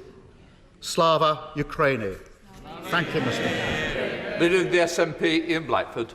Thank you, Mr. Speaker. With your forbearance, if I can make a point of order. President Zelenskyy, we salute you. We stand with the people of Ukraine on the basis of the act of aggression, on the act of war of Putin. We must do all that we can to send support to Ukraine, to send the weapons that they need to defend themselves, to make sure that we sanction the regime in Moscow, that we deliver the clearest message to President Putin, that this will end in failure for him, that he will face justice at the International Court. We must stand in this House, throughout these islands, throughout the Western world, in defence of democracy, in defence of sovereignty. Peace, justice, and the sovereignty of Ukraine must prevail. Let's make sure that we stand with our friends. We stand against those that have been bombed. We make sure that those that need our support, that need our sanctuary, will find a welcoming hand in these islands. Mr. President, we thank you. We salute you. Slavia, Ukraine. Ed Davey. Point of order, Mr. Speaker. Hearing the words of President Zelenskyy should embolden us all. They serve as a reminder of all that we stand for, of all which so many Ukrainians are so bravely fighting for, a bravery exemplified by President Zelenskyy himself. That we should never take for granted our values of democracy, of freedom, and of our security. And though we in this House may disagree on many things, we stand together for those values, and together we stand together with the Ukrainian people. Mr. Speaker, it is right that we strengthen our support for Ukraine with military aid, with toughest of sanctions. And it's in that support that we should also recognise the people of Ukraine and indeed President Zelenskyy. I'm sure the whole House would agree that President Zelenskyy should be granted one of our nation's highest honours, an honorary knighthood. And I look forward to the day when we welcome back to this House President Zelenskyy in person. Sir Geoffrey Donaldson. Thank you, Mr. Speaker. On a point of order, we commend President Zelenskyy and the people of Ukraine, and we stand with them in this their time of strife. But our response will not be judged by the volume or strength of our applause for President Zelenskyy. It will be judged by the volume and strength of our response to his request for help, for practical military support, and for humanitarian assistance for the people of Ukraine. We pray for their success. We dare not let them down. Can I also like to thank the staff and the contractors for making this happen? And when you leave the chamber, can you please hand in your headsets on the way out? Where you got them from? I will now let the chamber clear. Thank you, everybody. Was a 20-minute parliamentary session, but almost unique in many respects, and certainly the address in translation from Volodymyr Zelenskyy will be recalled for some time to come in parliamentary history, invoking, as he did on a couple of occasions, both Shakespeare but also the words of Winston Churchill, which were uttered in that chamber on the 4th of June of 1940. He said that the Ukrainians would fight on the streets and in the forest and in the hills, he said. He also renewed that call, a request, a plea for help when it comes to, as he put it, making sure the Ukrainian skies are safe. Well, he's not likely to get that from this government, nor any other NATO members at this stage when it comes to the imposition of a no-fly zone. But as we have been discussing, certainly there is the prospect of more armaments and defence help of other kinds going from the UK and other NATO allies to Ukraine. And President Zelenskyy, listening to that with me, Emma Webb, for her thoughts. She joins me now. He's a hero. Ed Davey says he ought to get an honorary knighthood. These are strong words, historical words, and the chamber listened in respectful silence and admiration. Incredible scenes there as well of the gallery, the room being so packed. I don't think I've ever seen it so full. There was a real feeling of historical gravitas around the situation, and such a solemn words from all sides there. But as we were saying earlier, you know, Zelenskyy is a powerful orator, and he has a real way of moving people and making people realise the gravity of the situation for his people. And I think, as many people will around the country, I expect, I had goosebumps at points there, and Boris Johnson also coming back there and emphasising, as many of the others did, as well the importance of defending democracy, that this is not something that can be taken for granted. And I think the respectful allusions that Zelenskyy included there, as you say, to Churchill and to Shakespeare were extremely powerful. And Zelenskyy has shown himself to be an incredible hero. As Keir Starmer pointed out there, he chose to stay for very noble reasons, because he felt that he couldn't live with himself if he was to I leave. tell you what, Emma, as well, he showed himself to be quite a shrewd diplomat, I would contend, as well, because it's controversial, obviously, if he comes out and boldly states, we want New Britain, not just to supply us with anti-tank defensive weapons, but to start helping the imposition of a NATO no-fly zone, because that's controversial. It's been ruled out by a number of NATO countries, including by our own Defence Secretary. There are those voices in the media and in other fringes of a commentariat who say it's the necessary next step. We had a senior former British general only yesterday say the time will come when the West needs to consider a no-fly zone in the skies over Ukraine. But he kept it pretty vague, as well he might, because ultimately that House of Commons is disinclined to vote that kind of measure through. There was almost a double historical resonance there with Sir Winston Churchill, because that is exactly the kind of subtlety that Churchill employed when he was trying to convince the United States to come into the Second World War. And I think that you're absolutely right, that he was leaning on a pressure point there that, as you say, if he were to say straight out, I think he probably would get a very negative reaction from many MPs. And I think... Well, and the British public, I mean, is there really an appetite for it, given that someone like Ben Wallace, but many others too, have said if we commit to a no-fly zone, we are then in danger of being in a situation where we are... I mean, it's wonderful to listen to the rhetoric, but we are in danger then of shooting down Russian pilots. Our pilots, RAF pilots, shooting down Russian pilots. This is a kind of war, we can all agree on that, can't we? That would be a full-throated war, and possibly one that is a preamble to something truly horrific involving nuclear weapons. Absolutely, and given the close alliance between China and Russia as well, this could obviously become something much bigger. I know people have been glibly referring to World War III, but this obviously has serious geopolitical implications. And I think as well that, you know, from Zelensky's perspective and from the perspective of the Ukrainian people, they've already been, against their will, dragged into a hot war. And many people across the European continent don't want to be dragged into a hot war unnecessarily, and that is what the implications of a no-fly zone very well may be. That said, it could be potentially, as others have pointed out, that Putin is so aggressive in his desire for not only for the whole of Ukraine, but possibly for some of the territories of the former Soviet Union, that a hot war may be inevitable. And so I think this is something that MPs need to weigh up very, very carefully. I am personally not entirely sure what the best course of action is, but you can absolutely see Zelensky's perspective, and I think appreciate, as you say, his very clever and rhetorical diplomacy.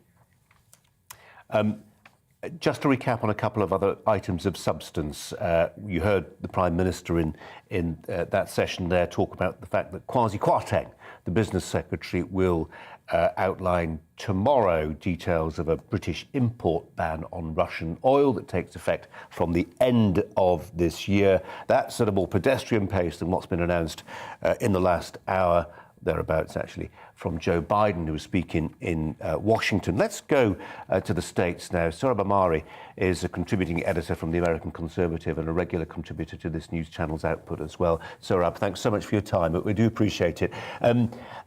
It's hard at times like this, isn't it? I don't know if you caught anything of what President Zelenskyy had to say to the British House of Commons, invoking Winston Churchill. We will fight them in the streets, he said. A powerful performance of oratory. There was also an invitation to consider, as he put it, defending the skies of Ukraine. That's very unlikely to happen as things currently stand. You've got an American president pressing the buttons when it comes to big import bans that will, as he say, involve economic pain for all Americans. Give us a sense from the States, from stateside, of what the appetite is for more than sanctions. There is a limited appetite here in the UK. Many people are cautioning against going further militarily. What's happening there? Well, I watched with admiration, like everyone else in that chamber, and you at the channel, and Emma as well. Admiration. We watch someone like President Zelenskyy. The courage that he's shown is undeniable, and no one can blame a leader in that situation doing everything he can to secure his own country at a time of invasion. But the question is what the rest of us are obligated to do, and what the prudent course of action is. And I was somewhat disappointed. I get as a matter of rhetoric, but as a point of logic, I was a bit disappointed that the Prime Minister Johnson, said something. It's time to set politics aside. But actually, this is precisely the time for politics. It's precisely the time to really discuss what is it possible to do with respect to Ukraine, and what is it that we should do? And the hint or the allusion to keeping our skies safe, this is becoming a common talking point in Britain. Obviously, there are voices calling for it. Certainly in the United States, the hawks who cross both sides of the aisle, Republican and Democrat, are now talking about things like that. Not everyone, but it's getting there. And voters, I think, aren't clear about what that would entail. No-fly zone sounds sort of benign. It sounds like, okay, yeah, no one flies over Ukraine. But what that in practice means is Western aircraft shooting down Russian aircraft. That means war. It potentially means World War III. It's no joke to say that. With a vast I just wonder how many people remember Iraq and remember the no-fly zone, that it was Bush Senior, wasn't it, I think, who called for it, our own John Major. Right. And then it was benign, wasn't it? It was about shooting down Iraqi helicopters that were suppressing insurrection in the north. And no matter how vile a dictator Saddam Hussein was, he didn't have the means to destroy the major cities of the United Kingdom and indeed America as well. Just on your point about politics, I absolutely agree with you. And in the context of Winston Churchill, it's worth noting, isn't it, that throughout the war, the House of Commons kept on sitting. They kept on politicking. It wasn't just speechifying. They were debating policy throughout. Yes, absolutely. And again, the stakes could not be higher. It just so happened that we're cursed or blessed to live in interesting times. So we just went from, if you think about my adulthood, we went from 9/11 and its aftermath, the post 9/11 wars, the Arab Spring, the European migrant crisis, the rise of populism on both sides of the Atlantic with Brexit and Trump, and then the novel coronavirus, and now this serious crisis in Eastern Europe and indeed all of Europe. And in many of these cases, as we've talked about in this program, we've too often just sleepwalked into a kind of consensus or been driven to a kind of elite consensus that comes around very fast, and everyone on social media suddenly has to put up their mask profile picture, or then next it's I got vaccinated profile picture, and now it's the Ukrainian flag. And as a journalist, I just can't help but after a while notice a pattern where we immediately jump to a kind of hyper emotional mode and not think about what the implications are. The prudent thing to do with Ukraine is to reach some sort of settlement. It's very painful to say. Well, Sohrab, I floated that yesterday. I mean, we had Peskov making the point. I mean, outrageous demands by the Russians, yeah, outrageous demands. That Putin, vile, goes and smashes up this country, and then announces that he wants Crimea to be Russian. He wants Luhansk and Donbass to be independent. Well, his kind of independence, and he wants guarantees from Ukraine that they will not join NATO. Now, I just on Twitter just said, look, it's a peace plan. It's got to be a starting point for anybody who's interested in reducing civilian casualties. At some point, maybe Ukraine has to treat and deal with and negotiate. And for simply saying that, for not embracing the idea of ongoing warfare, all this stuff rained down on me. And I thought, whoa, we're entering a new phase here. Are you seeing that? Oh, absolutely. Absolutely. I mean, it feels like freedom fries again. I don't know if you remember, that was a thing here around the time of the Iraq invasion, which, by the way, I was a supporter of at the time. That was the neoconservative hawkish consensus. And because the French government President Chirac opposed the invasion, the Congress renamed its French fries freedom fries, right? It has that kind of an attitude. Now, that doesn't mean take lightly what Putin is doing. It's not an incursion. It's outright aggression.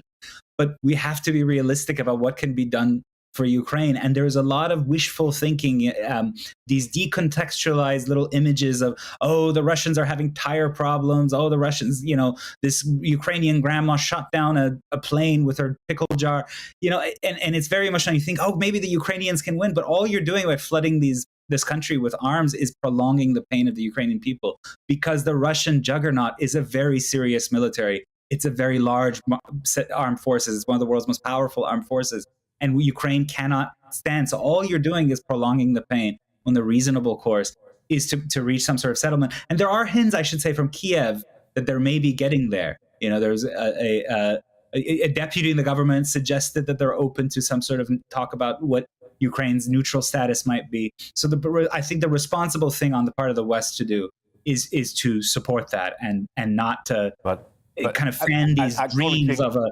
And so I'm acknowledging all the while that at the end of the day, it's for Ukraine to decide, isn't it? It's a decision for Ukrainians and Ukrainians alone. We're entitled to an opinion. If they choose to fight on, if they choose to make a deal, that's for them to decide. And by the way, I do remember Freedom Fries. I was embedded with that US 3rd Infantry Division that went to Baghdad, and perhaps, I think, in the eyes of some, provided Putin with a kind of example for a lightning strike, which he thought his troops were capable of.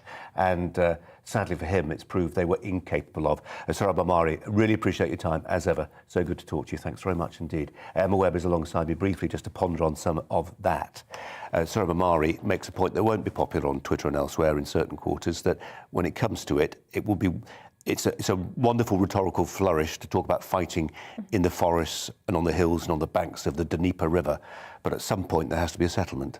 I think it's very Churchillian of him to be, I think, to probably misquote Churchill, to die choking on your own blood. It was Churchill's line. And I think that there's something extremely heroic, even in the face of the incredible might of the Russian army, as he described it there as a juggernaut, that he would be willing to do that. But I do think, I just wanted to pick up on one point that Sohrab made there that I think is very important, and that is that what we don't want to have is another situation as we had with coronavirus, where the House is constantly trying to reach consensus. We want to see debate about what the best policies could be in relation to Ukraine. And I think it's important that that is encouraged, because at the moment I also share a concern that we've developed a kind of politics of consensus that is not the format that the House of Commons is best set up to do. It's a really good point, actually. You need to see some substantive debate, don't you? Emma, for now, thanks very much indeed. Well, you saw those proceedings there in the House of Commons, inaugurated by Lindsay Hoyle,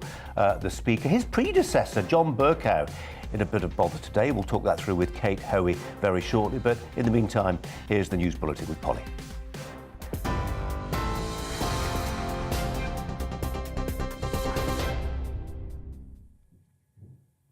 Yes, the headlines this hour. Thank you, Colin. As you've been hearing, Ukraine's President Volodymyr Zelenskyy has told the House of Commons Ukraine will fight to the end.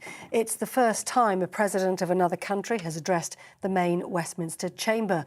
Addressing the MPs by video link with an English translator, he added his thanks to Boris Johnson for supporting Ukraine, but asked for more help in the war with Russia.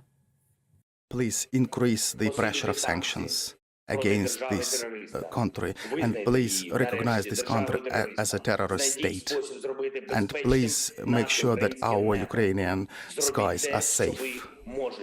Please make sure that you do what needs to be done and what is stipulated by the greatness of your country. President Zelenskyy today. Well, the business secretary says the UK will phase out the import of Russian oil and oil products by the end of the year. Kwasi Kwarteng said the move is part of ongoing sanctions against Moscow in response to its invasion of Ukraine. He also urged businesses to use this year to ensure a smooth transition so that consumers will not be affected.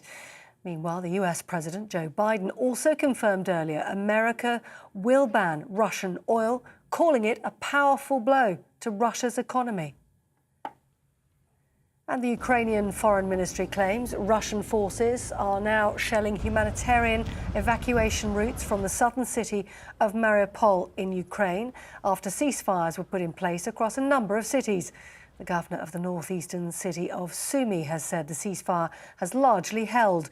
Previous attempts at allowing citizens to leave some cities have failed, with both sides accusing each other of breaking the ceasefire agreements.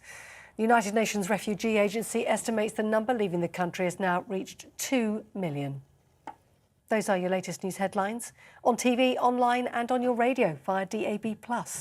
Now we'll have more from Colin Brazier, well, at least after the break.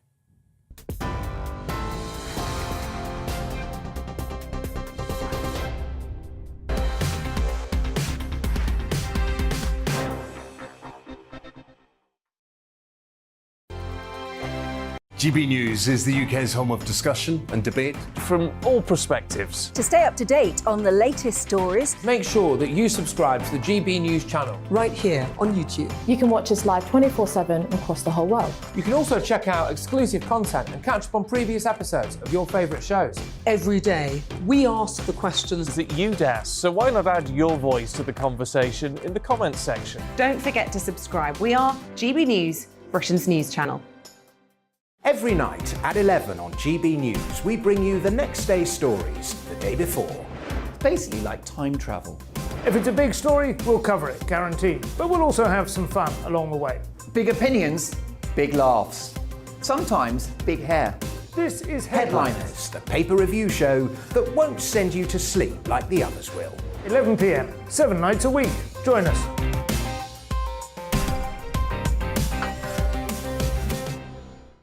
Hello there, I'm Eamon Holmes. And I'm Isabel Webster. And we hope you can join us for Breakfast with Eamon. And Isabel. You make me laugh out loud, belly laugh. Is that important first thing in the morning? Yeah, absolutely. And there's me trying to be deadly serious. News is a serious business. Yeah, I have to rein you in sometimes. Well, it doesn't stop us laughing at it. It doesn't stop us having an opinion on what's going on. Yeah. And it certainly will not stop us reflecting what you think. Weekdays from 6 to 9:30 on GB News. I'm Dan Wootton. Join me Monday to Thursday from 9 to 11 for the feistiest and most fun news debate on TV, where free speech reigns. I'll bring you a sharp take on the day's biggest stories, bombshell newsmaker interviews, and A-list guests. And I guarantee you, no spin, no bias, no censorship, and no reason to go to bed. That's Dan Wootton Tonight, Monday to Thursdays from 9 on GB News.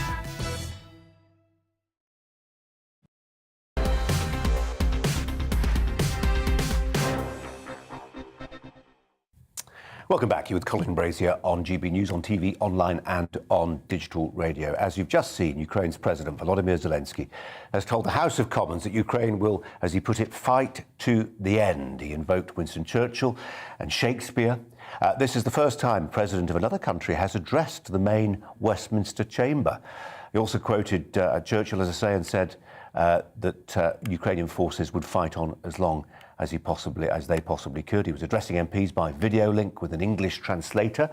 He added his thanks to Boris Johnson for supporting Ukraine, but asked for more help in the skies, as he put it, of Ukraine in their war with Russia. Let's turn to our political correspondent, Tom Harwood, who's been listening into that historic debate. Tom, and debate it was, brief debate, but nothing of substance. Everybody was united around the idea that there has to be solidarity with Ukraine right now. Certainly, it's interesting to look at the British position throughout this, which ultimately many Ukrainians, not least President Zelenskyy, have been very grateful for the United Kingdom's help as early as January, sending out anti-tank weaponry, defensive weaponry, and help in that way to Ukraine. Although it does strike me that there is a bit of a gulf here between Zelenskyy and really the whole of NATO.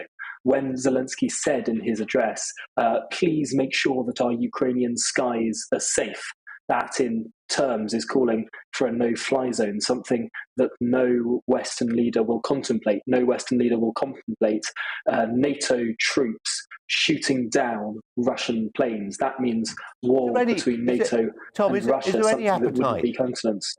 Yeah, it's a key thing, isn't it? And I just wonder, I wonder if many of our viewers and listeners wonder too, whether if the weeks roll on and there's no decisive military advantage gained by either side, I just wonder whether the drumbeat for a no-fly zone will grow stronger and stronger. We had a former senior general yesterday say there may be the need for it. Are there any backbenchers articulating that position right now?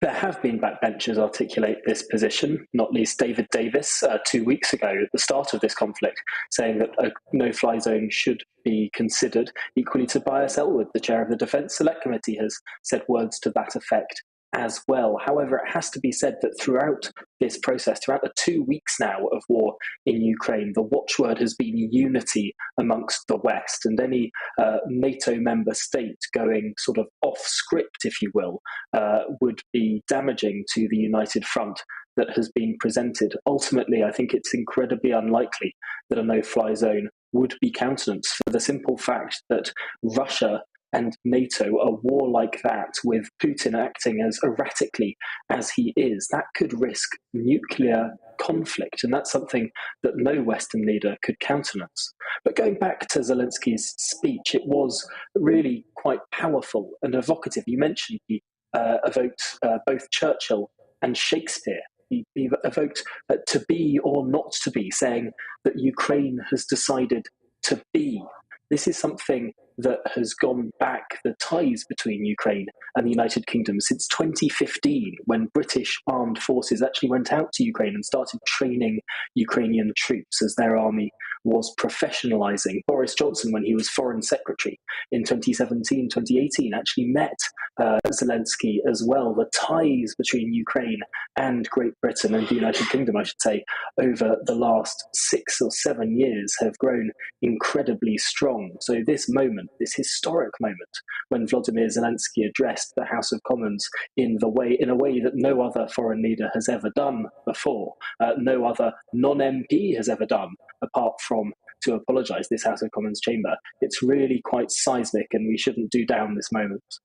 No, and nor do we seek to. Tom, thanks very much indeed, Tom Harwood there. Well, it was Lindsay Hoyle's big moment, wasn't it, in a sense? The Speaker of the House of Commons there, resplendent in his yellow and blue tie, welcoming President Zelensky. But we're also put in mind of the news today that a former Commons Speaker, one John Bercow, should be banned from the Houses of Parliament for life after being accused of being a, quote, serial bully.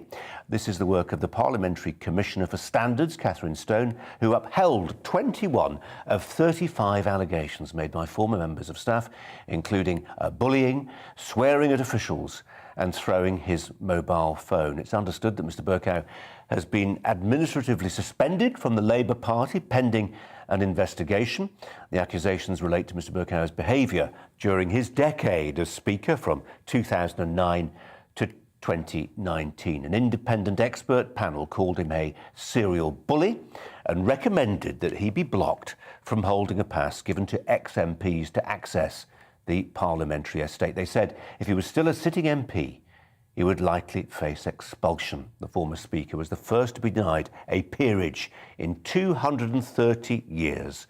After being nominated by Jeremy Corbyn, Mr Bercow said the case against him would have been thrown out by any court in the land since it was based, as he put it, on the flimsiest of evidence rooted in hearsay and baseless rumour and advanced by, as he put it, old-school dogmatists intent on resisting change at all costs. Well, here he is in February 2017 announcing he would use his position as Speaker to ban the then President Donald Trump from Parliament and block MPs from hearing what the President had to say.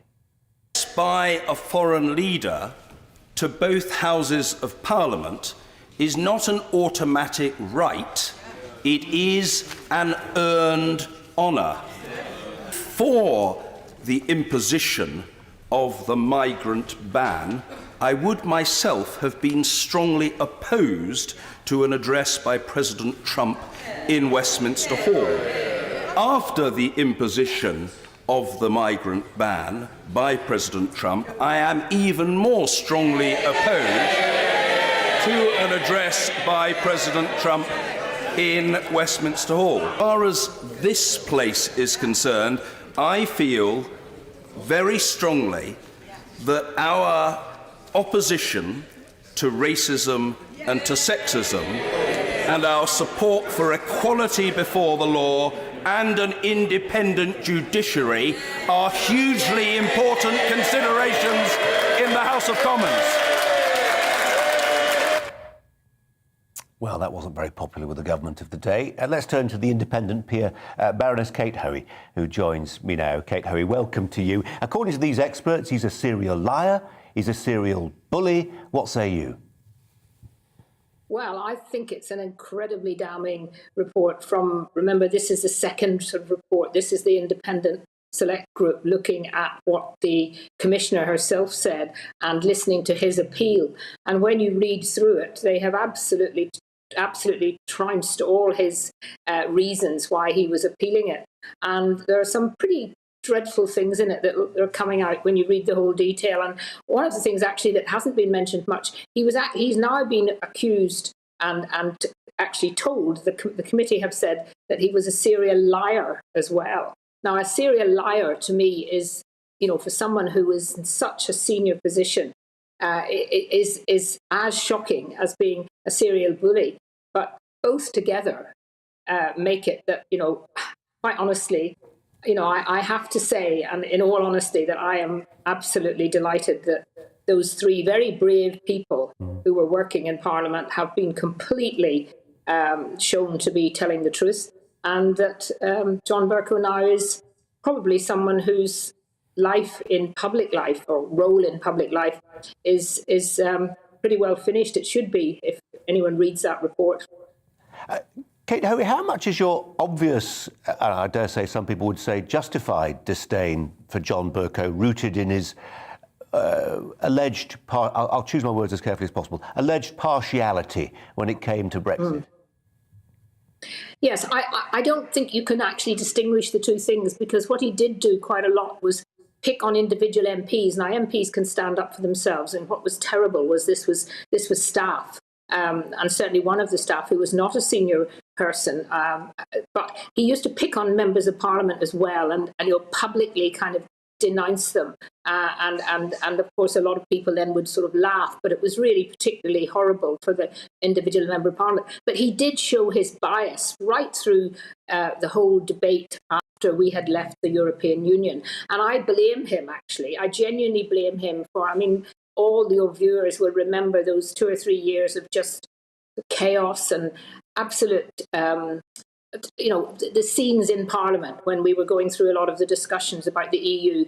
So much of it was led by him, because he would disagree with the rulings of his own clerks and put to debate amendments that should not have been debated in any natural, normal way that was going to be not biased. And he showed his bias. He was clearly very, very angry that we'd left the European Union. But, a speaker has to be independent and impartial. And I gave him the benefit of the doubt at the beginning. I remember actually saying, well, I know he's a very strong Remainer, but I'm sure he'll be okay. And actually, very shortly, we saw that wasn't happening, and he would just do anything he could to have stopped Parliament supporting and eventually leaving the European Union. So yes, I do hold that against him, but I think he also is responsible for really bringing the whole House of Commons into disrepute. Well, it's interesting. We've got a Twitter poll running at the moment, and nearly 93% of people feel he undermined the office of Speaker. I just wonder, just an hour or so ago, less than an hour or so ago, there was Lindsay Hoyle, a model of sort of parliamentary probity and sort of self-effacing. Two words you do not associate, for instance, with the speakership of John Bercow, for whom it seemed to be an opportunity to peacock and rather pompously grand. Am I being unkind? But he was a pantandrum. No, you're not. You're not being. You're being probably very diplomatic and very kind, Colin. He really was very pompous, very arrogant, very obvious about his own opinions. As a speaker should say very little, actually. We had the most wonderful speaker in Betty Boothroyd when on my early days in Parliament, who knew when to intervene, did criticise the odd member for behaving badly, but did it in a way that didn't sort of, make them lose their dignity. And he was just out to really get people in a nasty way, and in a sort of bullying way. So I think none of us really. well, certainly many of us are not surprised at this, but I think what is surprising is how many of my old colleagues, and I'm no longer in the Labour Party, but within the Labour Party, who knew, even Margaret Beckett, this very senior member, sort of knew that he was behaving sort of badly, but defended it on the grounds that he was helping in terms of the whole debate of the European Union. So I think there's a lot of people have got, really going to have egg on their faces from the way they stood up and defended John Bercow in the face of some of the most appalling behaviour. And now they're going to have to recognise that they were wrong. And he has come to the end, I think, of his public life career. Well, that remains to be seen, doesn't it? I wonder if we have seen, of course, meaning for the he'll probably write a book now, another book. Well, we'll see. Kate Hoey, very nice to talk to you. Thanks very much indeed. A 5-year renewable licence to practice for every police officer and a major expansion of the National Crime Agency to create a new British-style FBI to tackle border crime. To the proposals in the Strategic Review of Policing in England and Wales, which says that the forces there need a root and branch overhaul if they are to tackle corroding public trust. That was the phrase that was used. Today's final report was carried out by the Independent Police Foundation, which claims that policing has failed to keep pace with changing patterns of crime. We thought this was an important story. I know there's a lot of Ukraine around, but let's talk about it with Sir Michael Barber, chairman of the Review. Sir Michael, thanks for joining us. What would you highlight for our viewers and listeners as a key recommendation here? Well, thank you. I thought you introduced the report very well. Two key recommendations. But there's obviously, it's a big report. We've spent 3 years on it, but I'll just pick out two. One is we need to get much better at preventing crime before it happens. If you take fraud is more than 40% of all crime. And of every 1,000 fraud cases, only one currently ends in a charge. That is shocking. But you can't blame the police for that, because bobbies on the beat can't police online crime. So we need an agency to put pressure on financial services companies, on tech companies, and other big companies that are potentially involved in this, to design crime out as far as they possibly can before they put products on the market. So that's one recommendation, a crime prevention agency with teeth. The second one is for all police officers, particularly given some of the scandalous behaviour we've heard about in the last few months, but actually for other bigger, deeper reasons, we're recommending that every police officer should reapply for a licence to practice every 5 years. And in order to do that, they'd have to show they were learning, developing their career, behaving professionally, and that would help weed out a few very damaging police officers who've damaged the whole morale of the police service and damaged the reputation of the police service. But it would also require the system to make sure that police officers themselves got better learning. And if you talk to police officers, they complain about the very poor learning opportunities they get. And I just want to say, before I finish on this answer, the vast majority of police officers are honourable, hard-working, committed people doing a fantastic job that most of us wouldn't have the courage or skill to do. So I salute the police officers. This 5-year to licence will enhance all of their careers, but it will also weed out the people who are damaging the police service. So Michael Barber, we'll say thank you, and I'm sorry to keep it so pithy, but we had a lot of news to get away today, but we wanted to tackle that story, and we appreciate you joining us to do that. Thanks very much indeed. So Michael Barber there, chairman of that review looking at how the police operate in England and Wales. Just some final thoughts, a final thought really, from Emma Webb, who's been alongside me here on an important day in terms of how we tell the Ukraine story. We've had those sanctions on oil from America. Joe Biden addressed the cameras live. We shared that with our viewers and listeners at the top of the four. And then we've had President Zelenskyy in the House of Commons invoking the words of Winston Churchill and Shakespeare's Hamlet, fighting on, he says, and quietly and rather politely saying, maybe we can have a no-fly zone. Where are we now? You know, I think we're at a very important historical turning point. As I mentioned already, you know, the alliance between Russia and China is something that is extremely concerning. We've been distracted over the last couple of years with coronavirus. It's made some enormous changes to politics, not just in Europe, but also in North America as well. A lot is changing geopolitically, and there's an awful lot going on. And I think one thing that is important to summarise is the importance, as we mentioned earlier, of nuance and debate. We need to try not to become so binary in the way that we think about these things, and to move away from all of the navel gazing towards a more strategic, realistic outlook on the world. Very wise words, as ever. Emma Webb, thanks so much for coming and really appreciate it. Thanks ever so much. There is more news coming up. Do stand by. Michelle Dewberry, stay with us. Hello there. remaining windy through the rest of today, with more rain arriving from the Atlantic through tonight. Slow-moving systems, which means where you see the rain, it could last for quite some time. And the reason why, high pressure routed towards Central Europe, so any weather systems just tracking in from the Atlantic grind to a halt across the country. And what that means through Tuesday evening, some showery bursts of rain across western and northern Scotland with a thundery element for a time, and even more clouds across England and Wales. The odd spot or two of rain in the breeze can't be ruled out. We lose the gales through the middle part of the night across the northwest before this rain approaches from the Atlantic through the early hours of Wednesday morning. So a wet and windy start to the day for Northern Ireland and Western Scotland. Frost-free elsewhere, more cloud than Tuesday morning, but through the day on Wednesday the clouds